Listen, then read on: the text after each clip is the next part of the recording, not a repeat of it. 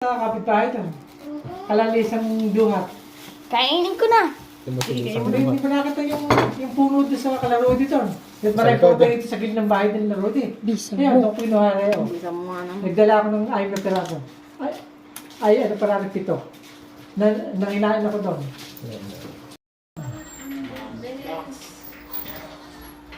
Yeah, may kukudasay with Ano ba yun? Siguro dahil ng gabi yun.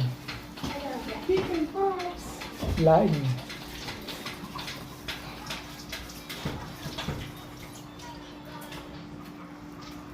Ganito.